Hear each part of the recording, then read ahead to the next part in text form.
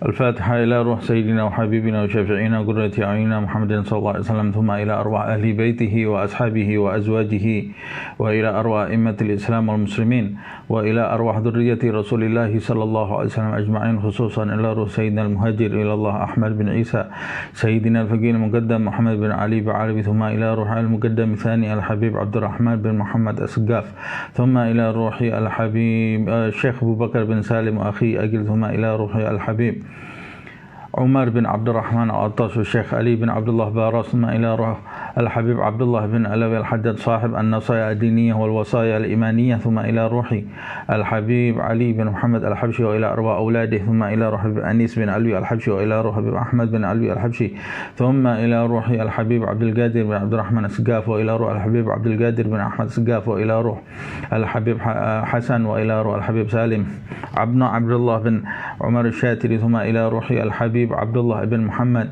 بن علوي شهاب الدين، ثم إلى روح الحبيب علي بن جعفر الإدرس، وإلى روح الحبيب محمد بن سالم بن حفيظ، وإلى روح الحبيب علي مشهور بن محمد بن سالم بن حفيظ، ثم إلى أرواح أولياء الله من مشارق الأرض وإلى مغاربها وأصولهم وفروعهم ومنتسبين إليهم أجمعين، وإلى أرواح سيدي الوالد محمد نجيب بن طه بن عبد الله السقاف، وإلى روح العم جعفر بن عبد الله بن حسين السقاف أصولهم وفروعهم، وإلى أرواح أجدادنا وجداتنا عمامنا عماتنا أخوالنا خالاتنا، وإلى أرواح والدينا ووالديكم أمواتنا وأمواتكم أجمعين. الله يتغشاهم بالرحمة والمغفرة، أن الله يكثر مثوبتهم وضاعف حسناتهم، يحفظنا بجاههم وينفعنا بهم، يعيد علينا من بركاتهم وأسرارهم وأنوارهم وعلومهم ونفحاتهم في الدين والدنيا والآخرة، يفتح علينا فتوح العارفين، فتوح المطلق، فتوح المبين. أن الله يرزقنا علما نافعا وقلبا خاشعا وعملا متقبلا. أن الله يحفظنا، يحفظ أولادنا، يحفظ أصحابنا من جميع الفتن ومن جميع الأمراض ومن جميع الذنوب ومن جميع البلاء والوباء والمصيبة، ظاهرها وباطنها، كبيرها وصغيرها، على هذه النية وكل نية صالحة إلى حضرة النبي محمد صلى الله عليه وسلم. سر الفاتحة. أعوذ بالله من الشيطان الرجيم. بسم الله الرحمن الرحيم. الحمد لله رب العالمين الرحمن الرحيم مالك يوم الدين، إياك نعبد وإياك نستعين، اهدنا الصراط المستقيم صراط الذين أنعمت عليهم غير المغضوب عليهم ولا الضالين آمين. بسم الله الرحمن الرحيم. الحمد لله رب العالمين. اللهم صل وسلم على سيدنا محمد وعلى آل سيدنا محمد. نوينا التعلم والتعليم والنفع والانتفاع والتذكر والتذكير والإفادة والاستفادة والحث على التمسك في كتاب الله وسنة رسول الله صلى الله عليه وسلم وابتغاء مرضاته وثوابه وقربه. Alhamdulillah, kita sampai di akhir bab masalah sholat. Terakhir pembahasan kita masih pada berkenaan sholat, berkaitan dengan masalah mereka yang meninggalkan sholat. Bahaya besar bagi mereka yang meninggalkan sholat muta'ammidan, secara sengaja, artinya meninggalkan sholat karena meremehkan sholat itu, atau menganggap sholat itu tidak penting, atau menganggap sholat itu bukan perintah wajib. Orang yang meninggalkan sholat secara sengaja ini maka bahaya besar bagi orang tersebut, sampai disebut oleh Al-Imam Abdullah bin Alwi al-Haddad dihukumi sebagai orang kafir. Mereka dihukumi sebagai orang kafir berdasarkan beberapa hadis Rasulullah sallallahu alaihi wasallam, wa man lam yuhafidh 'alaiha lam takun lahu nuran wala burhanan wala najatan wa kana yaumal qiyamah ma'a fir'aun wa qarun wa haman wa ubay ibn khalaf. Kata Rasulullah, siapa yang tidak menjaga salatnya, secara sengaja dia meninggalkan salatnya, maka nanti di hari kiamat tidak ada cahaya baginya, tidak ada petunjuk yang nyata baginya, juga tidak ada keselamatan, dan nanti di hari kiamat itu dia akan dikumpulkan bersama Fir'aun, Qarun, Haman, dan Ubay ibn Khalaf. Dan di dalam beberapa riwayat disebutkan bahwa mereka yang meninggalkan salat al-ahdul ladzi bainana wa bainahum as-salah faman tarakaha faqad kafar, kata Rasulullah. Hubungan atau janji antara kami dengan mereka orang-orang Islam itu adalah salat. Siapa yang meninggalkan salat maka dia telah kafir, yaitu meninggalkan salat muta'ammidan, secara sengaja. Dan diantaranya lagi penjelasan beberapa tabi'in yang mengatakan kami tidak pernah mendengarkan sahabat Rasulullah SAW itu menghukumi orang yang meninggalkan sesuatu dengan hukuman kafir. Tidak pernah sahabat Rasul itu, kami tidak pernah mendengar sahabat Rasul mengatakan orang yang meninggalkan salah satu kewajiban itu hukumnya adalah kafir, kecuali kewajiban sholat. Nah, mereka sama-sama mengatakan orang yang meninggalkan sholat maka hukumnya adalah kafir. Fa iyyaka tsumma iyyaka wa tarkis shalah wa tarki syai'un minha. Berhati-hatilah wa tarki syai'an minha. Berhati-hatilah dari meninggalkan salat atau meninggalkan sebagian dari salat. Orang yang meninggalkan salat ini maka hidupnya akan binasa bersama orang-orang yang binasa dan akan mengalami kerugian di dunia, di akhirat, dan dia itu mengalami khusranul mubin. Al-khusranul mubin, kerugian yang benar-benar nyata. Itu sebabnya di pertemuan yang lalu Al-Imam Abdullah bin Alawi Al-Haddad juga mengatakan wajib bagi seseorang untuk menuntut dirinya memperhatikan sholat al-maktubat, termasuk di dalamnya adalah sholat Jumat, yaitu sholat yang diwajibkan, 5 sholat yang diwajibkan oleh Allah Subhanahu wa ta'ala, termasuk di dalamnya adalah sholat Jumat, dan memperhatikan keluarganya, benar-benar memperhatikan. Bahkan dia tidak mengatakan hanya sekedar memperhatikan, tusyaddid ala ahlika wa auladika, benar-benar meneliti keluarga dan anak-anakmu dan semua orang yang ada di bawah naunganmu agar mereka betul-betul mendirikan sholat ini, memerintahkan dan tidak memberi celah alasan setitik pun bagi mereka untuk meninggalkan sholat apapun kondisinya, sebab sholat ini adalah pondasi di dalam beragama yang disebutkan di dalam hadis faman tarakaha faqad hadamad din. Dia adalah rukun dari agama, tiang agama. Siapa yang meninggalkannya maka dia meninggalkan sholat seluruhnya, menghancurkan agama seluruhnya, seperti yang disabdakan oleh Rasulullah SAW, sampai Nabi sendiri memerintahkan kita untuk mengajak anak-anak kita melakukan sholat dan memukulnya jika meninggalkan sholat pada usia tertentu.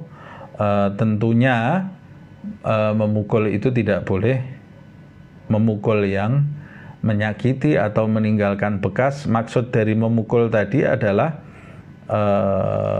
memperingatkan, cukup memperingatkan dia dengan pukulan yang tidak menyakiti dan tidak membekas, cukup mempermalukan dia, sebab dia manusia tapi diperlakukan tidak seperti manusia dengan dipukul itu, walaupun tidak dengan pukulan keras atau tidak dengan pukulan yang meninggalkan bekas. Begitu pula tidak boleh memukul di daerah-daerah tubuh yang berbahaya atau memukul wajah, hukumnya diharamkan. Yang dimaksud dengan memukul itu adalah peringatan sebetulnya. Ini menunjukkan, dan tentu saja sebelum memukul, sebelum itu dia sudah memberikan kepada anaknya menghimbau anaknya untuk mengerjakan sholat dan sudah menjelaskan kepada anaknya dengan bijaksana tentang manfaat sholat dan bahaya meninggalkan sholat. Jika dia masih tetap meninggalkan, maka kita boleh memukulnya dengan syarat-syarat yang saya sebut tadi sampai boleh menjauhinya atau mengusir dengan tujuan mendidik.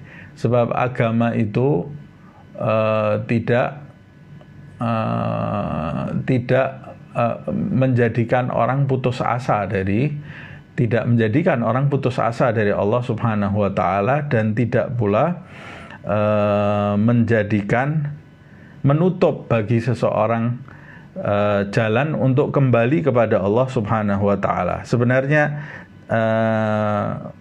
menjauhi orang yang meninggalkan sholat setelah melalui proses yang panjang tentunya ya, diajarkan kepadanya, kemudian diberi peringatan, tapi dia memang tetap ingin meninggalkan sholat, maka di dalam dirinya itu ada pengaruh setan, atau dirinya sendiri sudah jadi kaki tangan setan. Makanya dia menjelaskan Al-Imam Abdullah bin Al-Haddad, wa man agabtahu wa ghadabta alaihi wa lam yamtathil wa yanzajir fab'udhu anka. Siapa yang sudah kau hukum, sudah kau marah, sebelumnya sudah diberi penjelasan baik-baik, tidak bisa, kemudian sudah dihukum, sudah dimarah, tapi dia tetap membangkang dan tidak bergeming dari perbuatannya yang mencelakakan dirinya itu, maka usirlah dia. Fa innahu syaitan.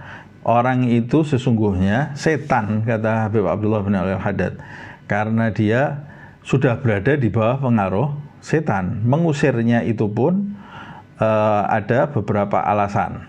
Karena la khair fihi wala barakah.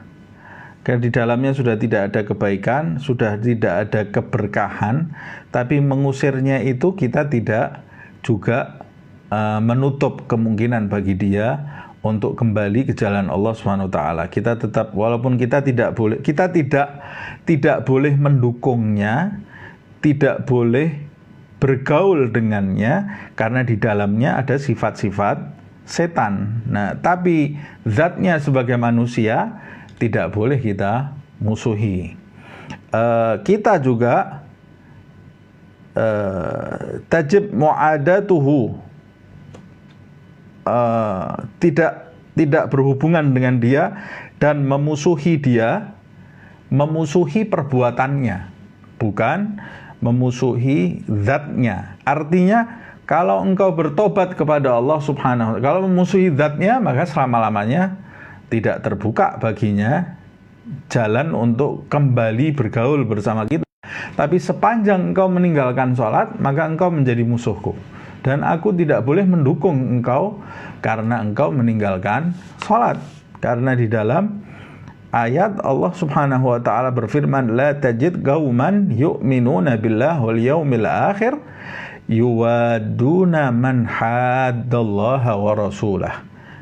Kau tidak akan mendapati sekelompok kaum yang beriman kepada Allah dan hari akhir menyukai, mencintai, menyayangi orang-orang yang memusuhi Allah dan Rasulnya. Bagaimana orang yang beriman kepada Allah, beriman kepada hari akhir, kok dia menyukai orang-orang atau bergaul dengan orang-orang yang memusuhi Allah dan memusuhi Rasulnya Muhammad sallallahu alaihi wasallam? Kata Allah, walau kanu aba'ahum au abna'ahum. Walaupun orang-orang itu adalah ayah-ayah mereka atau anak-anak mereka, orang yang beriman kepada Allah dan hari akhir, walaupun itu bapak atau anaknya, kalau dia memusuhi Allah Subhanahu wa ta'ala dan memusuhi Rasulnya Muhammad SAW, maka dia tidak akan menjalin hubungan dengan orang tersebut, tidak akan menyayangi, bukan zatnya tapi sifatnya. Kalau orang itu bertaubat kepada Allah Subhanahu wa ta'ala, kemudian kembali menjadi beriman kepada Allah dan beriman kepada Rasulullah SAW, maka kita wajib menghormatinya, wajib bergaul lagi dengannya, dan wajib menyayanginya. Sebab dengan memusuhinya dalam tanda kutip, itu seperti orang yang memboikot supaya dia kembali ke jalan yang benar, kembali ke jalan Allah Subhanahu wa ta'ala. Plus kita tidak mungkin mencintai orang-orang yang melakukan hal-hal yang bisa mendatangkan murka Allah Subhanahu wa ta'ala, sama dengan tidak mungkinnya kita memusuhi mereka yang memiliki sifat-sifat yang mendatangkan ridha Allah Subhanahu wa ta'ala. Kita boleh memusuhi sifat-sifatnya, tapi kita wajib juga mendoakannya supaya mendapat hidayah dari Allah Subhanahu wa ta'ala. Kita memusuhi sifat-sifatnya, tapi kita boleh menyayangi zatnya, iba terhadap zatnya sebagai manusia yang sebenarnya memiliki kesempatan mencapai kedudukan tinggi di sisi Allah Subhanahu wa ta'ala. Itu sebabnya Nabi Musa alaihissalam, iblis saja pada waktu mau bertobat kepada Allah Subhanahu wa ta'ala, di dalam riwayat disambut oleh Nabi Musa. Iblis ini ya, disambut oleh Nabi Musa pada saat iblis itu memiliki keinginan mau bertobat kepada Allah Subhanahu wa ta'ala.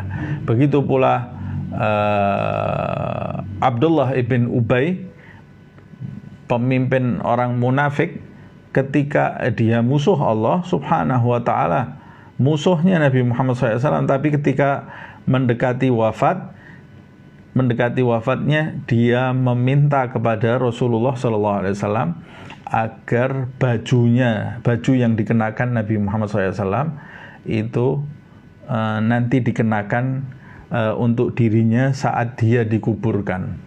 Padahal dia memusuhi Allah, dan Nabi tidak mungkin mencintai orang-orang yang memusuhi Allah SWT. Tapi Nabi Muhammad SAW tetap memiliki kasih sayang, bukan kepada perbuatannya, tapi kepada zatnya sebagai manusia.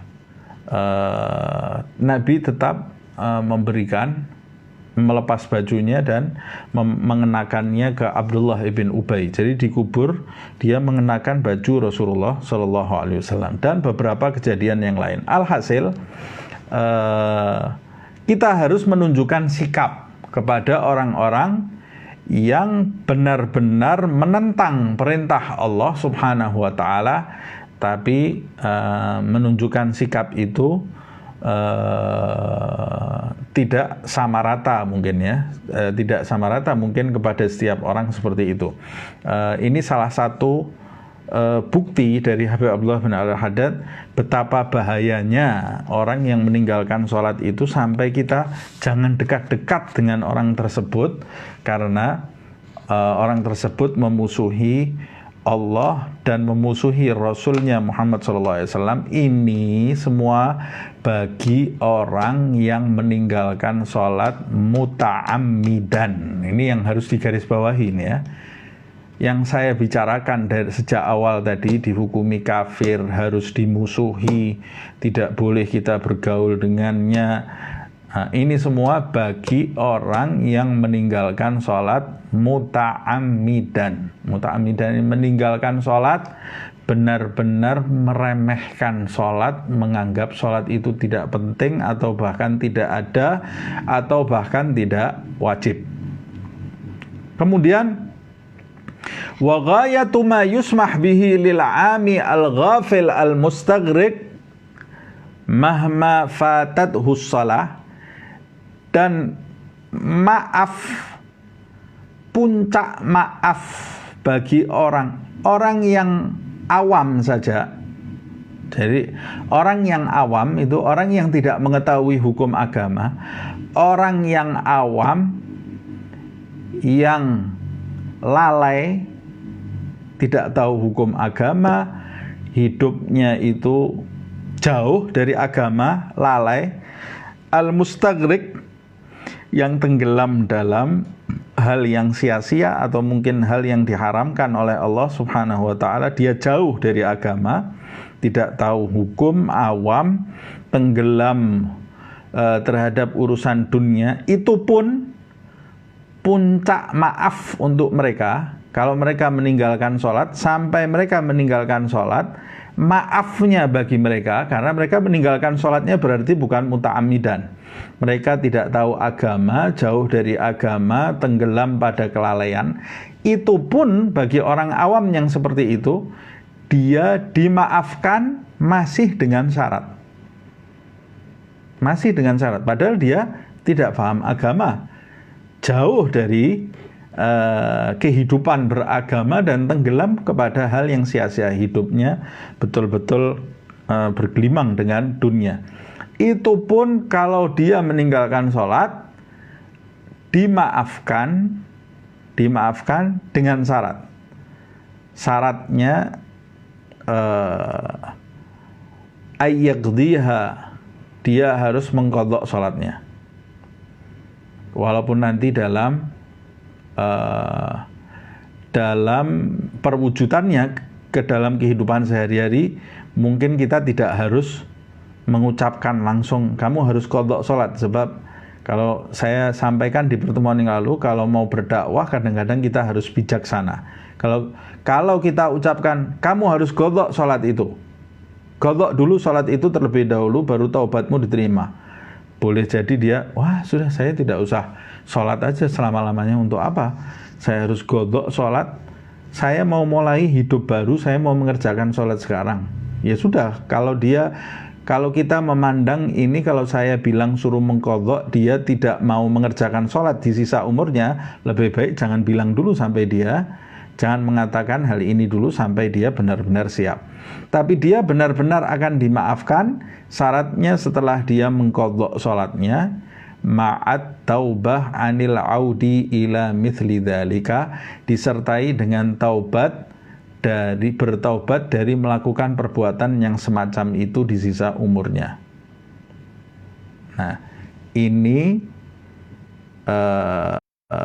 maaf atau diterimanya taubat orang awam yang jauh dari agama, yang meninggalkan sholat.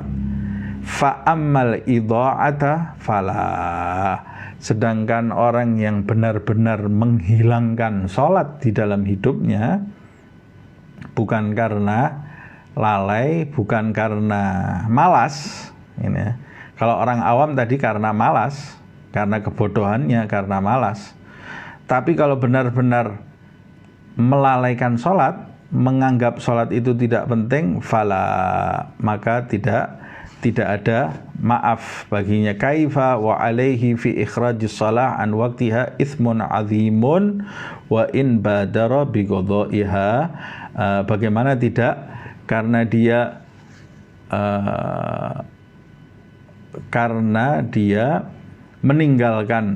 meninggalkan sholat itu, keluar dari waktunya saja, itu sudah dosanya besar sekali. Orang yang meninggalkan sholat sampai keluar dari waktunya saja, itu sudah dosanya sangat besar sekali. Wa in badara bi qadha'iha, walaupun dia segera mengqadhanya, itu dia kena dosa yang sangat besar sekali. Walaysa bi'udhril ishtighal bid-dunya wala bi ghairiha 'anis shalah hatta tafut. Jadi tidak ada uzur bagi seseorang untuk meninggalkan sholat hingga keluar dari waktunya karena kesibukan dunia atau yang semacam itu. Jadi alhasil, orang meninggalkan sholat ini sudah tidak ada udzur bagi orang meninggalkan sholat. Tidak ada sama sekali. Kecuali ada dua. Udzur meninggalkan sholat itu cuma dua saja. Yang pertama, an-naum. Yang kedua, an-nisyan. Ini maksudnya orang yang sadar, ya. Orang yang sadar. Kalau orang gila tidak terkena kewajiban. Orang yang terkena kewajiban sholat itu tidak ada baginya uzur meninggalkan sholat kecuali dua. Yang pertama, naum, tidur. Ya, kalau sudah tidur, orang tidur itu dia tidak bisa menguasai dirinya lagi. Dia tidak menguasai dirinya. Bagaimana kita ketika mau tidur tidak bisa menidurkan diri kita, Karena tidur itu pemberian dari Allah Subhanahu wa taala, kita bisa tidur. Kemudian ketika kita sudah tidur, apalagi ketika kita sudah tidur, kita tidak bisa bangun kecuali atas izin dari Allah Subhanahu wa taala. Makanya ketika kita bangun tidur, yang pertama kita ucapkan alhamdulillahilladzi ahyana. Segala puji bagi Allah Subhanahu wa taala yang menghidupkan kami kembali. Sebab bangun dari tidur itu bukan dari usaha kita sama sekali. Usaha kita menyebabkan kita bangun. Kita bisa berusaha melakukan hal-hal yang memungkinkan kita untuk bangun, tapi yang membangunkan adalah Allah Subhanahu wa taala. Sebab pada saat kita tidur, kita ini dalam kondisi tidak sadar. Bagaimana orang dalam kondisi tidak sadar kemudian menerima hukum? Tidak ada orang tidak sadar itu tidak terkena hukum. Nah, itu sebabnya orang yang ketinggalan sholat karena dia tertidur, maka tidak ada hukum baginya, dia tidak berdosa. Kecuali jika dia tidur sudah masuk waktunya sholat. Kalau orang tidak sholat subuh, kenapa? Karena semalam saya tidur, dari malam saya tidur, bangunnya jam 7, terlambat saya, tidak berdosa. Tidak berdosa dia, walaupun dia tetap harus mengqadha sholatnya, mengqadha sholat subuhnya. Dan itu pernah dialami oleh Rasulullah SAW. Suatu ketika Nabi Muhammad SAW dalam keadaan lelah bersama para sahabat Rasulullah SAW. Kemudian Nabi tertidur di satu tempat bersama sahabat, serombongan sahabat. Tiba-tiba Sayyidina Umar ibn al-Khattab bangun dari tidurnya, sudah masuk waktu subuh. Tapi Nabi Muhammad SAW masih tertidur. Dalam riwayat disebutkan sampai ada suara sampai mendengkur karena kelelahan Nabi Muhammad SAW, sampai mendengkur tidurnya Rasulullah SAW. Lalu Sayyidina Umar pada saat itu dalam kondisi kebingungan. Waktu subuh sudah masuk, tapi dia mau membangunkan Nabi, tapi dia takut. Sebab kadang-kadang Nabi Muhammad itu dalam kondisi tidur, dia bisa menerima wahyu dari Allah Subhanahu wa ta'ala. Dan padahal Nabi Muhammad SAW itu yanamu aina wala yanam qalbuh. Nabi Muhammad itu matanya tertidur, tapi dia dalam kondisi terjaga. Hatinya dalam keadaan sadar. Hatinya dalam keadaan sadar, tapi Allah Subhanahu wa taala tidak mengizinkan dia bangun dari tidurnya. Karena membangunkan dari tidur itu kuasa Allah Subhanahu wa taala. Nah, kalau kita bangunnya terlambat, memang hati kita, jasad kita tidur, hati kita juga benar-benar tertidur. Hatinya Rasulullah SAW dalam keadaan terjaga saat tidur. Karena Nabi Muhammad kadang-kadang menerima wahyu dalam kondisi tertidur, makanya dia sadar saat tertidur. Sampai Sayyidina Umar itu menunggu Rasulullah SAW sampai matahari terbit. Tidak ada yang mengerjakan sholat karena Rasulullah masih dalam keadaan tidur.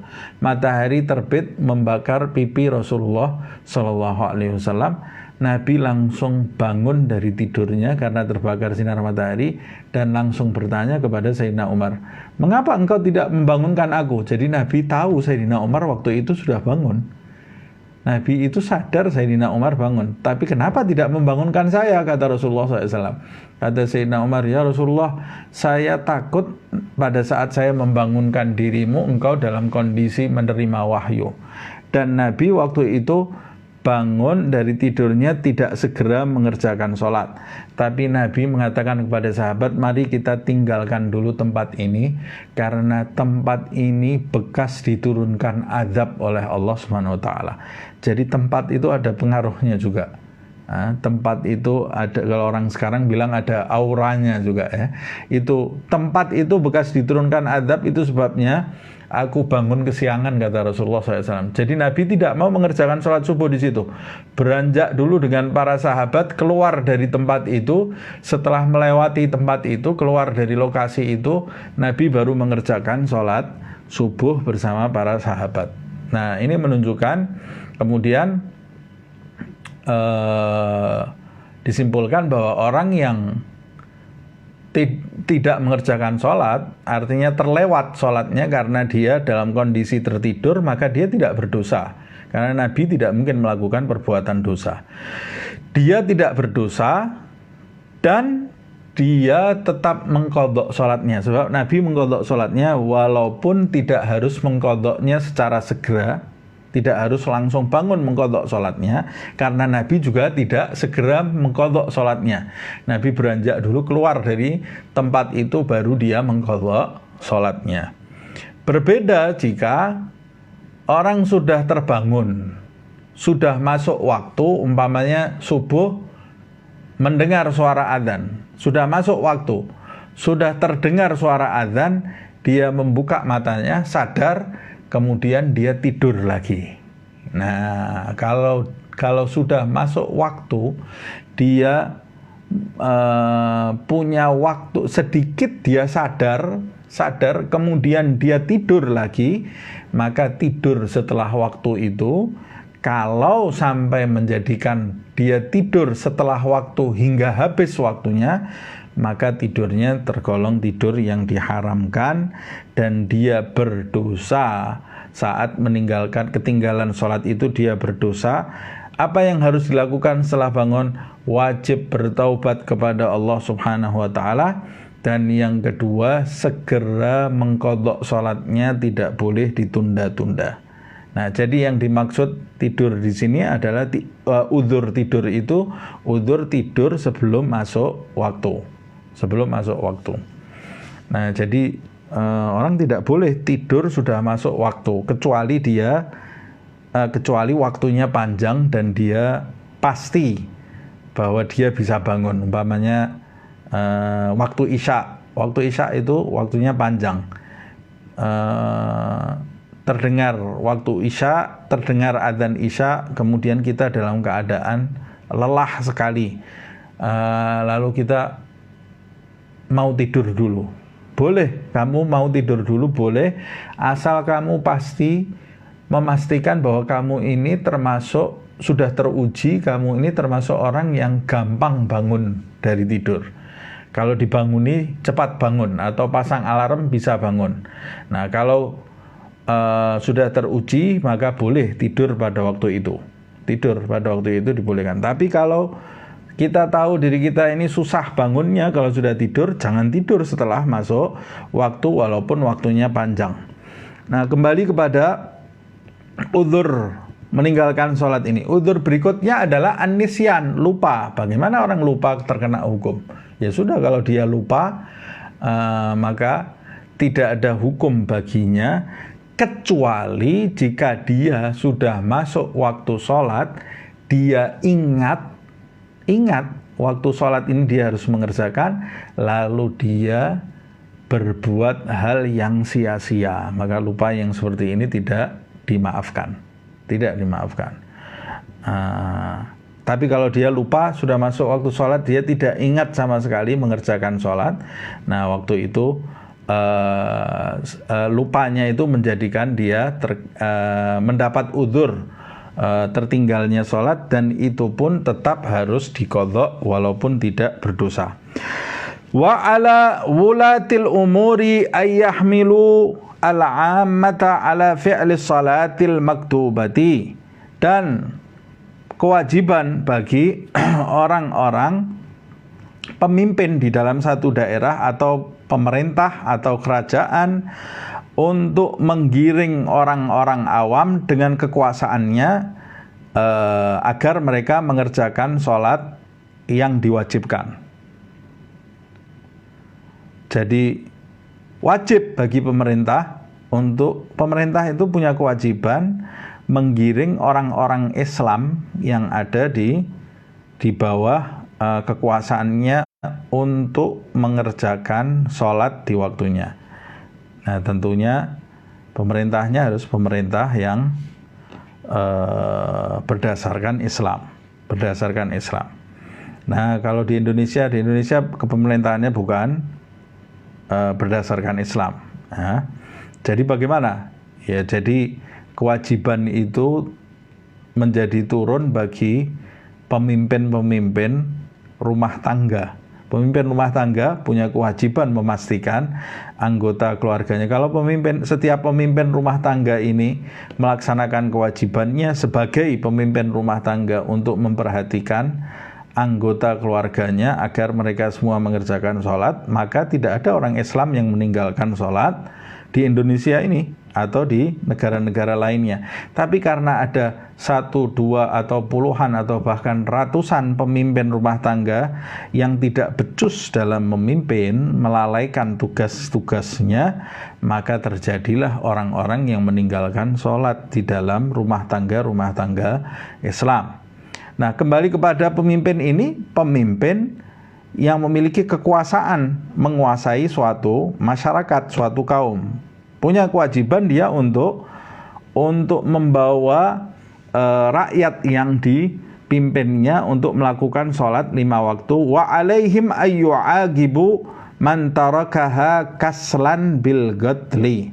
Dan wajib baginya untuk menghukum mereka yang meninggal, orang Islam tentunya, orang Islam yang meninggalkan sholat karena malas, dihukumnya dengan hukum mati. Bayangkan orang yang meninggalkan sholat karena malas itu wajib dihukum mati. Wadzalika ba'dal istitabati in lam yatub. Dan hukuman mati itu tentunya dilakukan setelah diberi peringatan. Ada yang mengatakan diberi peringatan selama 3 hari. Lakukan sholat, tidak mau. Besoknya lakukan sholat, tidak mau. Alasannya malas. Sholat itu wajib enggak? Wajib. Tapi disuruh mengerjakan sholat, malas. Kalau sudah sebanyak 3 kali diperingatkan, dia tetap meninggalkan sholat, tidak mau bertobat, maka hukumnya harus dihukum mati. Dihukum mati tentunya sekali lagi ini harus berdasarkan pengadilan dan hukumnya hukum Islam.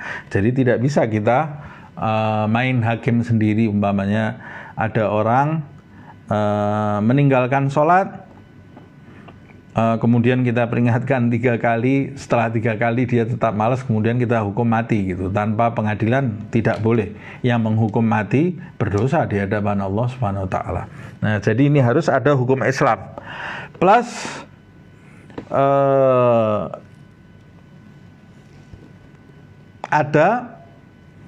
ini berbeda dengan hukuman bagi yang di atas. Jadi yang meninggalkan sholat muta'ammidan ini berbeda dengan orang yang meninggalkan sholat kasran. Yang muta'ammidan itu yang meremehkan kewajiban sholat, dalam arti dia menganggap sholat itu tidak penting atau sholat itu tidak wajib.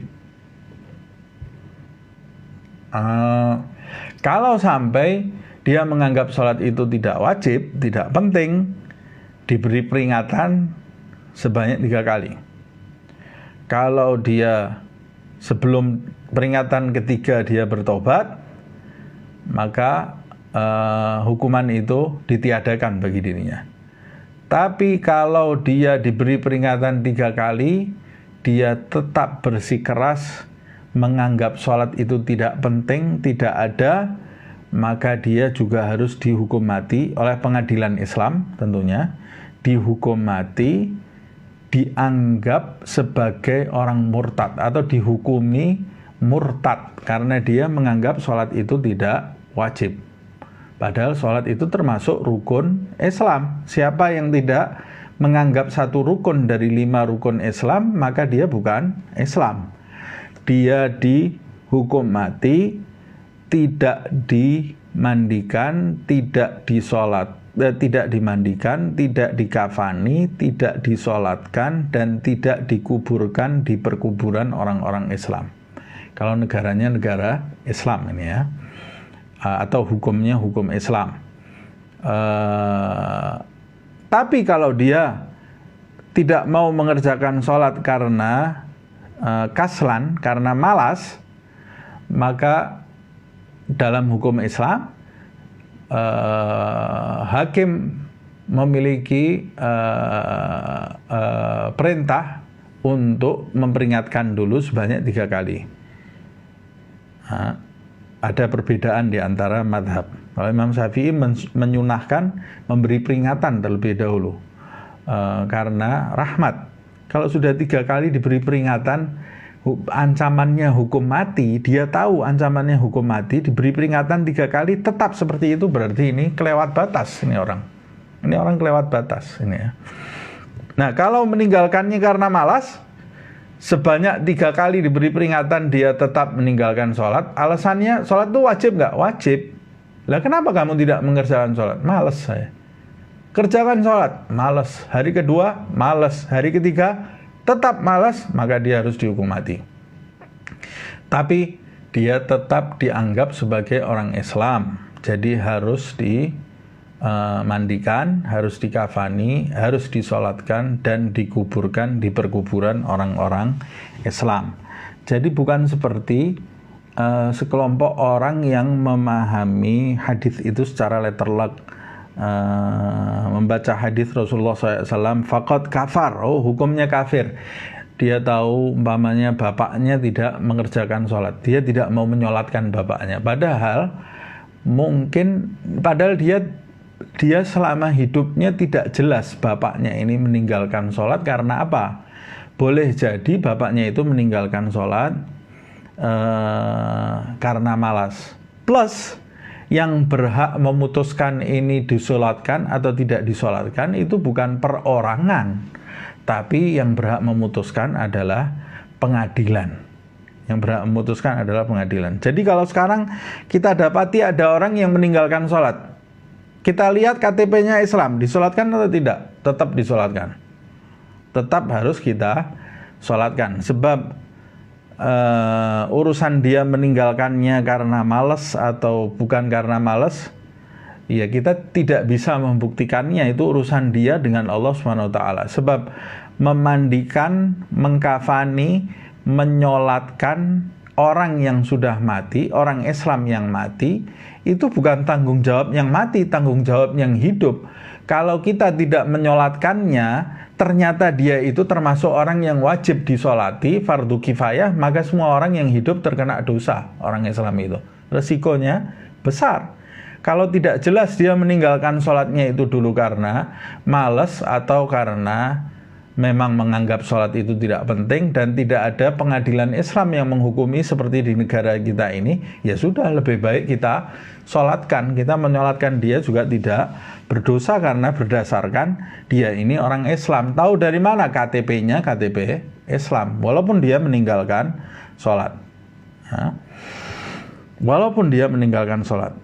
Nah, hanya saja kalau dia meninggalkan sholat itu secara terang-terangan, lebih baik yang jadi imam sholatnya itu bukan seorang tokoh yang terkemuka di tempat itu sebagai pelajaran bagi orang yang lain. Kalau ada orang meninggalkan sholat, yang menyolatkan nanti jenazahnya orang biasa-biasa saja. Juga di beberapa kitab disebutkan umpamanya orang Islam yang mati bunuh diri umpamanya, tetap dimandikan, dikafani, disolatkan, dan imam sholatnya tidak boleh seorang tokoh yang terkemuka, harus orang biasa-biasa saja supaya menjadi pelajaran bagi yang lain, tidak mengikuti jejak yang salah. Begitu hukumnya di dalam Islam. Kemudian orang yang meninggalkan sholat ini itu kalau harusnya dia terkena hukum tapi dia lari, jadi dia masih tetap dalam perbuatannya dan melarikan diri umpamanya. Kalau kita menemukan dia di tengah jalan dalam kondisi kehausan, kita tidak punya kewajiban menolong dia. Tidak punya kewajiban menolong dia. Jadi ada beberapa makhluk yang dipandang tidak terhormat di dalam syariat, diantaranya tarikus shalah jahidan, Orang yang meninggalkan sholat karena sengaja menganggap sholat itu tidak wajib, tidak penting, dan sudah diberi peringatan sebanyak 3 kali tapi belum sempat dihukum, gitu ya. Itu makhluk yang dipandang tidak terhormat di dalam syariat. Begitu pula beberapa makhluk yang lain, diantaranya zani muhsan, pelaku zina yang telah berkeluarga. Pelaku zina yang telah berkeluarga itu dipandang tidak terhormat. Orang yang murtad juga dipandang tidak terhormat, dan ada beberapa yang lain. Itu disebutkan di dalam fikih, kitab fikih ya. Wa 'alal wulati itsmun 'azimun, dan bagi penguasa suatu masyarakat itu akan terkena dosa yang besar. Wa haraj idza sakatu an dzalika ma'al ilm wa ghasaru fil qiyami bihi. Penguasa itu akan terkena dosa yang besar jika mendiamkan rakyatnya yang meninggalkan sholat, dan dia tahu bahwa rakyatnya itu meninggalkan sholat dan dia benar-benar lalai dalam memperhatikan hal itu. Jadi dia tidak menggubris rakyatnya mau sholat atau tidak sholat. Dia terkena dosa yang besar nanti di hadapan Allah subhanahu wa ta'ala. Wala rukhsata lahum, dan dia tidak punya celah bagi dirinya fitar kidzalika wa ma yajri majrahu min umuruddin. Dia tidak ada alasan baginya untuk meninggalkan perhatiannya terhadap rakyatnya dalam mengerjakan sholat atau hal-hal lainnya yang diwajibkan oleh Allah subhanahu wa ta'ala, atau hal-hal yang dilarang. Jangan sampai rakyatnya menerjang hal-hal yang dilarang oleh Allah subhanahu wa ta'ala. Kalau sampai dia melalaikan khususnya dalam hal sholat ini, maka dia akan menghadap Allah subhanahu wa ta'ala dalam keadaan dosa yang sangat besar sekali.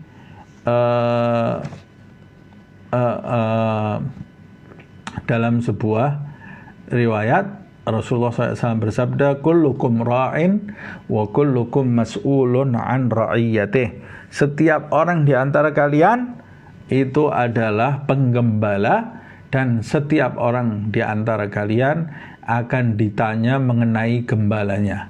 Maksudnya setiap orang di antara kita itu pemimpin. Paling tidak kita memimpin keluarga kita sendiri.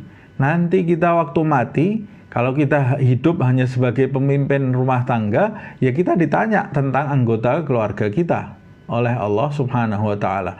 Ada orang yang memimpin rumah tangganya sendiri tidak becus, sehingga di rumahnya ada orang-orang yang meninggalkan sholat.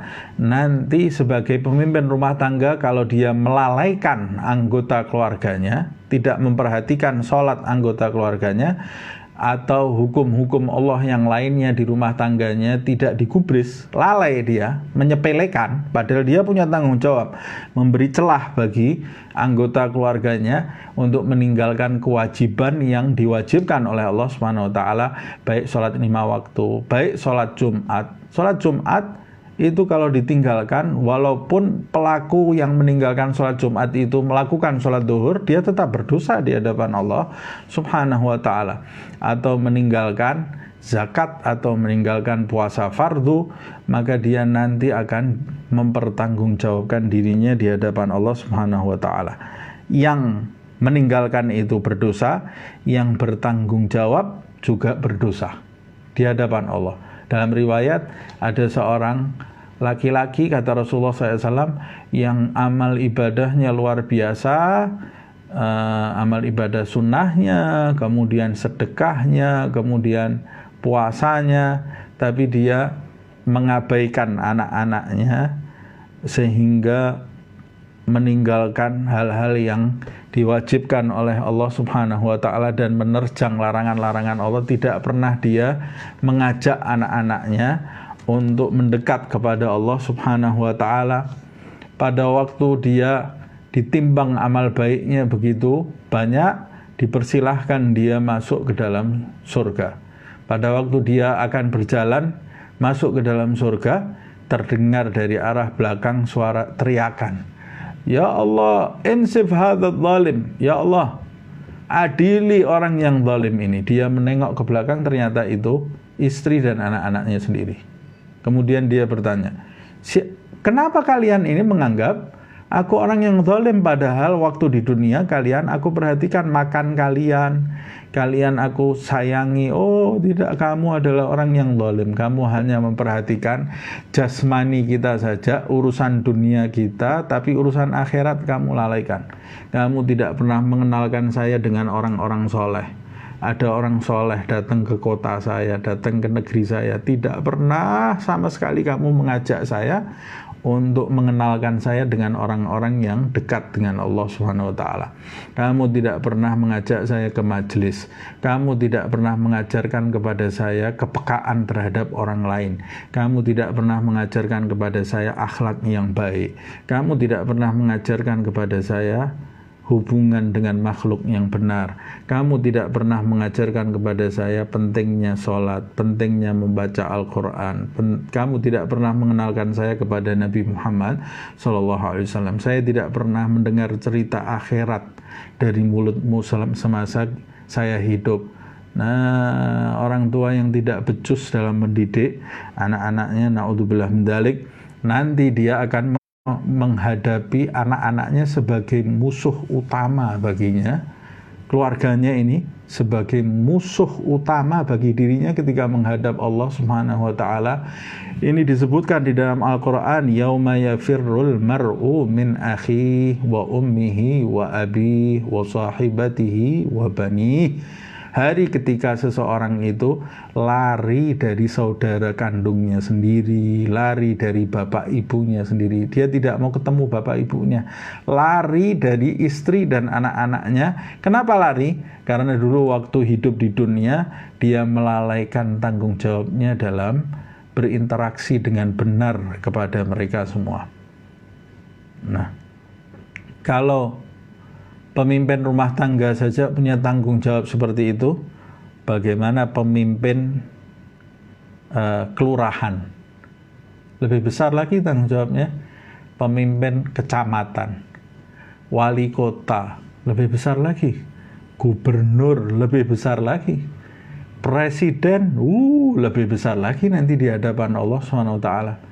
Jadi jangan memiliki keinginan menjadi pemimpin. Memiliki keinginan menjadi pemimpin. Zaman dulu para sahabat Rasulullah SAW berlomba-lomba lari dari kepemimpinan.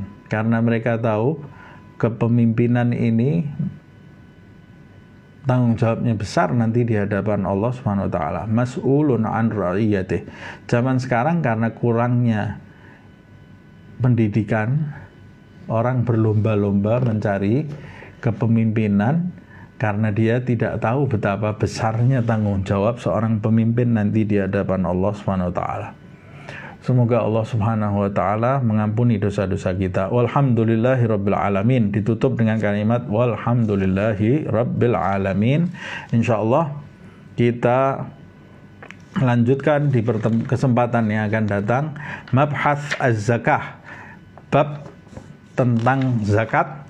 Semoga Allah Subhanahu wa taala mengampuni dosa-dosa kita, mengampuni segala kesalahan kita, menjadikan kita pemimpin-pemimpin yang selamat nanti ketika menghadap Allah Subhanahu wa taala, menjadikan kita pemimpin yang bertanggung jawab dan pemimpin yang bisa membimbing orang-orang yang dipimpinnya menuju kepada jalan yang diridhai Allah Subhanahu wa taala. Semoga Allah Subhanahu wa taala menyelamatkan pemimpin-pemimpin kita dan memberikan petunjuk taufik kepada mereka sehingga bisa membimbing rakyatnya menuju kepada jalan yang diridhai Allah Subhanahu wa taala. Semoga Allah Subhanahu wa taala menjadikan kita, keluarga kita, anak-anak kita, keturunan kita termasuk min ahli shalah, orang-orang yang mendirikan salat dan menjadikan sholat kita semua mencegah kita dari perbuatan keji dan mungkar, menjadi saksi baik di hadapan Allah Subhanahu wa taala. Amin ya rabbal alamin. Bisirril Fatihah. بسم الله الرحمن الرحيم الحمد لله رب العالمين الرحمن الرحيم مالك يوم الدين إياك نعبد وإياك نستعين اهدنا الصراط المستقيم صراط الذين أنعمت عليهم غير المغضوب عليهم ولا الضالين آمين. يا ربنا اعترفنا بأننا اقترفنا وأننا أسرفنا على لظى أشرفنا فتب علينا توبة تغسل لكل حوبة واستر لنا العورات وآمين الروعات واغفر لوالدينا ربي ومولودينا والأهل والإخوان وسائر الخلان وكل ذي محبة أو جيرة أو صحبة والمسلمين أجمع آمين. ربي اسمع فضلا وجودا منا لا باكتساب منا بالمصطفى الرسول نحظى بكل سول بالمصطفى الرسول نحظى بكل سول بالمصطفى الرسول نحظى بكل سول صلى وسلم ربي عليه عد الحب وآله والصحب عداد طش الصحب والحمد للإله في البدء والتناهي. سبحانك اللهم وبحمدك أشهد أن لا إله إلا أنت أستغفرك وأتوب إليك. سبحان ربك رب العزة عما يصفون سلام على المرسلين والحمد لله رب العالمين والعفو منكم.